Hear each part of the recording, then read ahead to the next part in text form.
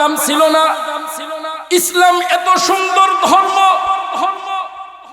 এটা যদি মানুষ যদি কবুল করে, যদি এই অনুযায়ী জিন্দেগি চালায়, তার জীবনে কখনো কোনোদিন অভাব হবে না, তার কোনো টেনশন থাকবে না, তার কোনো সমস্যা হবে না। ইসলাম অনুযায়ী যদি কোনো মানুষ জিন্দেগি চালায়, এই মানুষটার কথা আল্লাহ রাব্বুল আলামিন ঘোষণা করেছেন, তুমি দুনিয়ার মধ্যে সুখে থাকো বা দুঃখে থাকো বা কষ্টে তুমি জীবন যাপন করো, টেনশন করো না, তুমি মরার পর আমি আল্লাহ রাব্বুল আলামিন তোমার জন্য জান্নাত রেখে দিছি।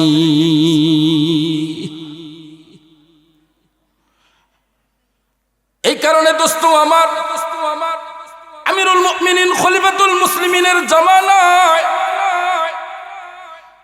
ইসলাম শুধু নিজেই কবুল করছে, শুধু নিজের কাছেই রেখেছিল এরকম না, তার রাষ্ট্রে এমন ভাবে ঘরে ঘরে ইসলাম পৌঁছে দিছে, মানুষের ভিতরে একটা ভয় কাজ করছে যে আমার তো কাল কিয়ামতের ময়দানে আমার আল্লাহ রাব্বুল আলামিনের সামনে দাঁড়াইতে হবে।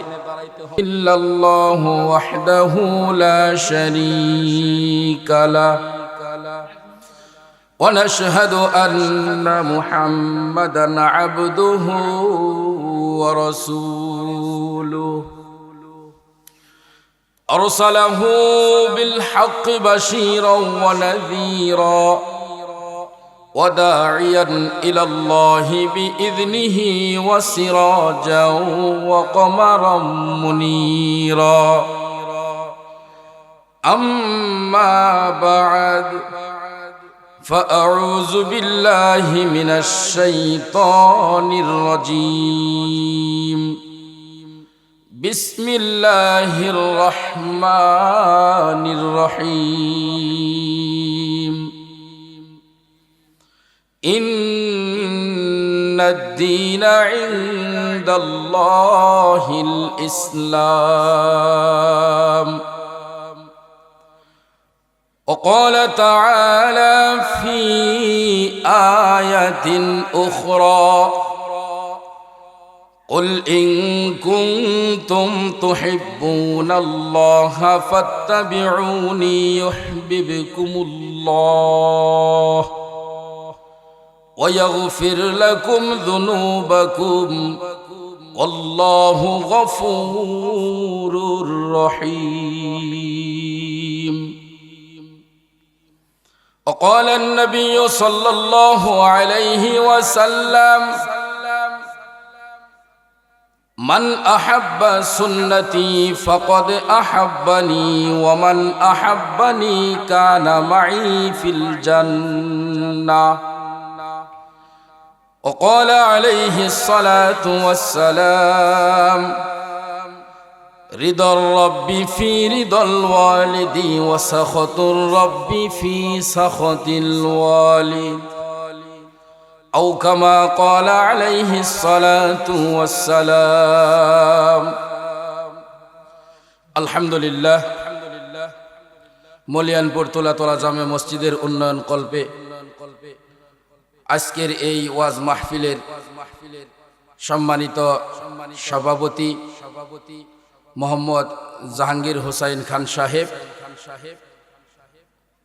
পোস্টারের মধ্যে সহসভাপতি, প্রধান অতিথি আর অনেক বিশেষ অতিথিবৃন্দ, উপস্থিত উলামা হজরত, সম্মুখ প্রাণী দিন প্রিয়, ইসলাম প্রিয়, ইমানদার, মুমিন, মুত্তাকি, পরহেজগার ভাইরা, পর্দার অন্তরালে আমার মা ও বোনেরা,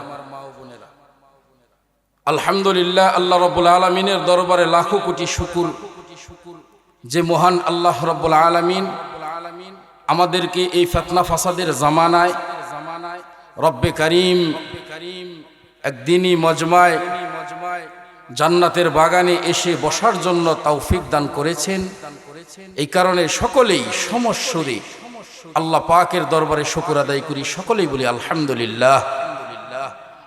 সাথে সাথে সরকারে দো আলম, দো জাহানের বাদশাহ, আকায়ে নামদার, তাজদারি মদিনা, পিয়ারা নবী মুহাম্মদুর রাসূলুল্লাহ সাল্লাল্লাহু আলাইহি ওয়াসাল্লামের উপর দরুদ পড়ি, সকলেই পড়ি সাল্লাল্লাহু আলাইহি ওয়াসাল্লাম। সম্মানিত হাজিরিন, আমি আপনাদের সামনে কালামে পাক থেকে দুটি আয়াতে কারিমা তেলাওয়াত করেছি, নবীজির অসংখ্য হাদিস থেকে দুটি হাদিস তেলাওয়াত করেছি। আমি আমার সময়ের মধ্যে এর উপরে আলোচনা করব। আল্লাহ যেন আমাদের সকলকে বলা এবং শোনার জন্য কবুল করেন, সকলেই বলি আমিন। পিয়ারা হাজিরিন, হাদিসের ভাষায় এই জায়গাটাকে বলা হয়েছে জান্নাতের বাগান। আলহামদুলিল্লাহ বলি, আরো জোরে বলি আলহামদুলিল্লাহ। এটা হলো জান্নাতের বাগান। আমরা হয়তো মনে করতে পারি অল্প কয়েকজন লোক এখানে বসেছি, এটা মনে করার কোনো কারণ নেই। যেমন আমরা জমিন থেকে আসমানের দিকে তাকাইলে আমরা দেখতে পাই যে তারকারাজি জলমল জলমল করতেছে। জমিন থেকে আমরা তাকাইলে দেখতে পাই, ঠিক তেমনি ভাবে যেখানে কোরআন এবং হাদিসের আলোচনা করা হয়, বলা হয়, শোনা হয়, ঠিক আসমানওয়ালারাও ফেরেশতারা যখন জমিনের দিকে নজর দেয়, এই মজমাগুলি, এই জায়গাগুলি তারাও ওই আসমান থেকে দেখতে পায়। আমরা যেমন দেখতে পাই জলমল করতেছে, তারা এই মাহফিলগুলির মধ্যে মানুষগুলিকে দেখতে পায় যে জলমল জলমল করতেছে। আখিরি মুনাজাত এখান থেকে করবে, মানুষ নিজের জন্য ক্ষমা চাবে, আপন মানুষের জন্য ক্ষমা চাবে, ইস্তেগফার পড়বে। আল্লাহ রাব্বুল আলামিন নিজেদেরও মাফ করবে। আপন মানুষগুলি অন্ধকার কবরে আমাদের দুয়ার বরকতে উসিলায়, ভালো মানুষের উসিলায় আপন মানুষের কবরগুলিকেও আল্লাহ পাক জান্নাতের বাগান বানিয়ে দিবে। কারণ আমরা সবাই নেক সন্তান, ইমানদার, মুমিন। আল্লাহ পাক আমাদেরকে মুমিন হিসেবে বানাইছেন, কবুল করছেন। মায়ের পেট থেকে পড়ে আমরা ইসলাম পাইছি, আলহামদুলিল্লাহ বলে। সাধারণ কোনো বিষয় না ভাই। এই ইসলাম পৃথিবীর মধ্যে সবচাইতে শান্তির ধর্ম। পৃথিবীর মধ্যে সবচাইতে শান্তির ধর্ম হচ্ছে ইসলাম। মানুষ যখন পরিপূর্ণ ইসলামের ভিতরে ঢুকে যায়, তখন তার ভিতরে নীতি, নৈতিকতা, আদর্শ ঢুকে। তার ভিতরে নবী সাল্লাল্লাহু আলাইহি ওয়াসাল্লামের আদর্শগুলি, সুন্নতগুলি, কুরআনের হুকুম, আহকামগুলি এই মুসলমানের ভিতরে ঢুকে।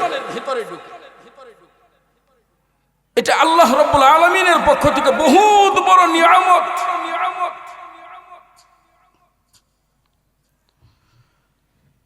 মুসলমান বন্ধুরি আমার,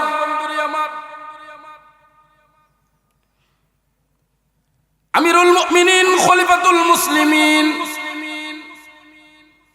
মরুভূমি দেয়া যাইতেছে। এমন সময় হঠাৎ করে অর্ধ পৃথিবীর খলিফা আমিরুল মুমিনিন খলিফাতুল মুসলিমিনের চোখ দিয়ে পানি ঝরতেছে। সাথীরা বলতেছেন, আমিরুল মুমিনিন খলিফাতুল মুসলিমিন, আপনি কাঁদেন কেন? আপনার চোখ থেকে পানি ঝরে কেন? তখন অর্ধ পৃথিবীর বাদশা আমিরুল মুমিনিন খলিফাতুল মুসলিমিন বলতেছে, সাথী ভাই, আমি এক সময় ইসলামের বাহিরে ছিলাম, তখন আমি ইসলাম কবুল করি নাই। এই মরুভূমির মধ্যে এক সময় আমি উট চড়াইতাম, আমি একজন রাখাল ছিলাম, আমি ছাগল চড়াইতাম। অনেক সময় যখন রৌদ্র বেশি লাগতো, উটের নিচে একটু ছায়া পড়তো, সেখানে আমি বিশ্রাম নেওয়ার জন্য উটের নিচে আমি শুয়ে পড়তাম। অনেক সময় দেখা যাইতো এই উট পেশাব পায়খানা আমার উপরে করে দিছে। আমার বাবা যখন এই দৃশ্যটা দেখতো, আমাকে অনেক গালমন্দ করছে, আমার উপরে অনেক রাগান্বিত হয়েছে। উষা লম্বা তো তুমি কম হও নাই, বুদ্ধি জ্ঞান কবে হবে? ও সাথীরা, আজকে আমি কান্না করতেছি। আমি আমিরুল মুমিনিন খলিফাতুল মুসলিমিন, আমাকে বলতো আমার কোনো বুদ্ধি নাই, আমি অনেক লম্বা হয়েছি, হাতে পায়ে লম্বা হয়েছে, আমার কোনো জ্ঞান ছিল না। কিন্তু আমি যেদিন থেকে কালিমা লা ইলাহা ইল্লাল্লাহ মুহাম্মাদুর রাসূলুল্লাহ, এই কালিমা পড়ে যখন আমি ইসলাম কবুল করছি, গ্রহণ করছি, ইসলামের ভিতরে যখন আমি ঢুকছি, সেদিন থেকে আমার আল্লাহ রাব্বুল আলামিন আমার দাম বাড়াইতে বাড়াইতে আমার আল্লাহ আমাকে অর্ধ পৃথিবীর বাদশা হিসাবে কবুল করছে।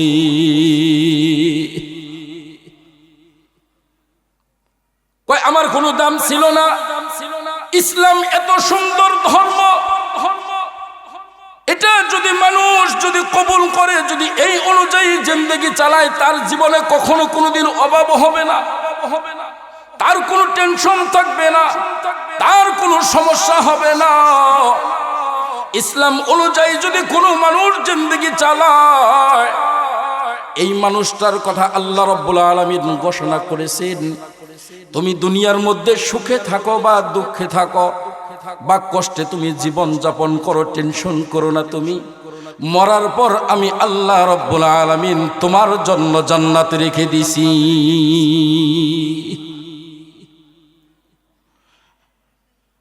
এই কারণে দোস্ত আমার, আমিরুল মুমিনিন খলিফাতুল মুসলিমিনের জামানায়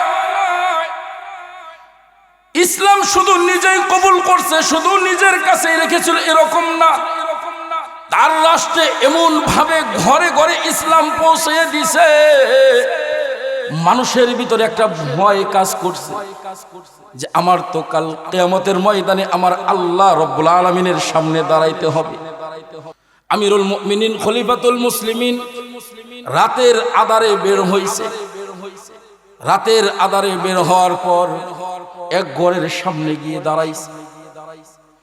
মায়ে মেয়েকে বলতেছে, মায়ে মেয়েকে বলতেছে দুধের মধ্যে পানি মিশাও। মায়ে মেয়েকে বলতেছে দুধের মধ্যে পানি মিশাও। মেয়ে বলতেছে মাগো, এটা কিন্তু উমরের জামানা, এটা কিন্তু উমরের জামানা, উমর যদি জানে আমাদের কিন্তু বিচার হবে। মায়ে বলতেছে মেয়েকে, উমর কি আমাদের ঘরের পাশে আছে? ইতিহাস লেখে, কিতাবের মধ্যে লেখা, হযরতে ফারুকে আজম উমর ফারুক রাদিয়াল্লাহু তাআলা আনহু ঘরের পাশেই দাঁড়ানো। আল্লাহু আকবার, আরো জোরে বলি আল্লাহু আকবার।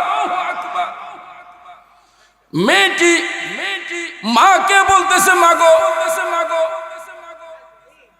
শুধু উমর নয়, এখানে যদি আমি দুধের মধ্যে পানি মিশাই, উমর হয়তো দেখলো না, কিন্তু উমরের মালিক আমার মালিক, আপনার মালিক, কুল কায়নাতের মালিক আমার আল্লাহ তো আমাকে দেখতেছি। আজকে যদি আমি দুধের মধ্যে পানি মিশাই, মানুষকে যদি ধোঁকা দেই, তাহলে আল্লাহ রাব্বুল আলামিনের সামনে আমি কি জবাব দিব? আমি তো ইসলাম ধর্ম কবুল করছি, ইসলামের ভেতরে যখন ঢুকে কখনো কোনো সময় ধোঁকাবাজি করা যাবে না, মানুষকে কখনো কষ্ট দেওয়া যাবে না, মানুষকে কখনো গালি দেওয়া যাবে না, মানুষের উপর কখনো আক্রমণ করা যাবে না, কোনো খাবারের মধ্যে ভেজাল দেওয়া যাবে না। কারণ দুনিয়ার কোনো মানুষ না দেখলেও আমার আল্লাহ সব কিছু দেখে। কথা বলেন ঠিক না বেঠি? মুসলমান বন্ধুরে আমার, পৃথিবীর কোন মানুষ যদি ইসলাম ছাড়া অন্য কোন ধর্ম যদি খুঁজে বেড়ায়, যদি তালাশ করে, ওমাইয়াবতাগি গায়রাল ইসলামি দীনান ফালাই ইউকবালা মিন, ইসলাম ছাড়া অন্য কোন ধর্ম যদি মানুষ খুঁজে বেড়ায়, তালাশ করে, আমার আল্লাহ রাব্বুল আলামিন বলেন এই ধর্মটা আমার কাছে কোনো গ্রহণযোগ্যতা পাবে না। ফালাই ইউকবালা মিন, এই ধর্মটা কোনো গ্রহণযোগ্যতা পাবে না। পৃথিবীর মধ্যে যদি কোনো শান্তির ধর্ম থাকে, সেই ধর্মের নাম হলো ইসলাম। মুসলমান দরদি বন্ধুরি আমার, শুধু আমিরুল মুমিনিন খলিফাতুল মুসলিমিন শুধু ওই জায়গায় ইসলাম পৌঁছে দেন নাই, তিনি ইসলামের দাওয়াত দিয়েছেন। নবী আলাইহিস সালাতু ওয়াস সালামের সুন্নতের আদর্শের কথা মানুষের কানে কানে দাঁড়ে দাঁড়ে পৌঁছে দিয়েছেন। মরুভূমি দিয়ে চলতেছেন, এক রাখালের সঙ্গে দেখা। আমিরুল মুমিনিন খলিফাতুল মুসলিমিন বলতেছে, রাখাল রে, তোমার যে বকরির পাল আছে, আমি ক্ষুধার্ত মানুষ, একটা বকরি আমাকে দাও, আমি দুধ দহন করে আমার ক্ষুধা নিবারণ করব। রাখাল মনে মনে বলতেছে, চিন্তা করতেছে, আহারে লোকটা বান জানে না যে আমি রাখাল, লোকটা মনে হয় জানে না আমি রাখাল। বলতেছে ভাই আমি তো এই ছাগলের মালিক না, এই ছাগলের মালিক তো একজন আছে। আমিরুল মুমিনিন খলিফাতুল মুসলিমিন তাকে আরো পরীক্ষা করার জন্য বলতেছে যে রাখাল ভাই তোমার মালিক তো এখানে নাই, তোমাকে তো দেখে না, তুমি একটা ছাগল আমার কাছে বিক্রি করে দাও। তোমার মালিক যদি জিজ্ঞেস করে তুমি বলবা বাঘে খেয়ে ফেলেছে, তুমি বলবা বাঘে খেয়ে ফেলেছে। ওই রাখাল বলতেছে এটা তো উমরের জামানা, কথা কিন্তু বলতেছে উমরের সাথে, আল্লাহু আকবার, বলতেছে এটা হলো উমরের জামানা, এটা সাধারণ কোন জামানা না। কয় উমর তো নাই, উমর তো দেখে না, তুমি যে একটা ছাগল দিয়ে দাও। কয় আমার মনিব আমাকে ছাগল গুনে গুনে আমাকে দিয়েছে, আবার বিকাল বেলায় গুনে গুনে তাকে আমার ছাগল বুঝিয়ে দিতে হবে।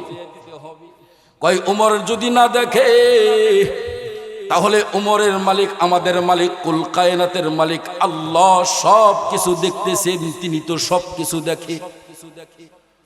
অতএব আপনি আমাকে এরকম গুনার কাজ করতে বলবেন না। ওই কঠিন হাসরের ময়দানে মালিকের সামনে আমি কি জবাব দিব? আমি তো ধোঁকাবাজি করতে পারবো না। ইসলাম তো এটা বলে নাই, ইসলাম তো ধোঁকাবাজির কোনো ইসলাম না। ইসলাম কোনোদিন ধোঁকাবাজি পছন্দ করে না, গুনার কাজ পছন্দ করে না, বিশ্বাসঘাতকতা ইসলাম কখনো পছন্দ করেন না। অতএব আপনি চলে যান, আমার পক্ষে ছাগল দুধ দহন করে আপনাকে দেওয়াও সম্ভব না, আর এই ছাগল বিক্রি করাও আমার পক্ষে সম্ভব না। আমার মনিবের সঙ্গে আমি গাদ্দারি করতে পারবো না, কারণ আমি একজন মুসলমান, আমি ঈমান গ্রহণ করেছি। আমি যদি বেঈমানি করি হাসরের ময়দানে আমার মালিকের সামনে দাঁড়ায় আমার হিসাব দেওয়া লাগবে। একজন রাখালের কাছেও কোরআনের দাওয়াত পৌঁছে গেছে। রাখাল কোরআনের আয়াতের দিকে ফলো করেছেন, ওয়াত্তাকু ইয়াওমান তুরজাউনা ফীহি ইলাল্লাহ সুম্মা তুওয়াফফা কুল্লু নাফসিম মা কাসাবাত ওয়া হুম লা ইউজলামুন। রাখাল চিন্তা করেছে আমার মালিকের সামনে আমার দাঁড়ায়া হায়াতে জিন্দেগির হিসাব দেওয়া লাগবে। এই কারণে দোস্ত আমার ইসলাম ধর্ম আমরা কবুল করছি, গ্রহণ করছি। ইসলামের ভিতরে যতদিন থাকবো হায়াতে জিন্দেগির মধ্যে আমার নিঃশ্বাস থাকবে। কখনো কোনোদিন যেন আমার দ্বারাই কোনো গুনার কাজ না হয়, কোনো ধোঁকাবাজি না হয়। আমার হাতের দ্বারা পায়ের দ্বারা যেন কোনো সময় কোনো মানুষ যেন কষ্ট না পায়। ওই আল্লাহ রব্বুল আলামিনকে ভয় করে যদি আমি এই জমিনের মধ্যে যদি চলতে পারি, আমার আল্লাহ রব্বুল আলামিন হাসরের ময়দানে শুধু থাকবে না, এখানে শুধু লিপিবদ্ধ থাকবে না, ওই দিন আমার হাত সাক্ষী দিবে, ওই দিন আমার পা সাক্ষী দিবে, ওই দিন আমার চোখ সাক্ষী দিবে, ওই দিন আমার চামড়া সাক্ষী দিবে, ওই দিন আমার কান মালিকের সঙ্গে কথা বলবে। বলতে পারেন হুজুর কিভাবে সম্ভব?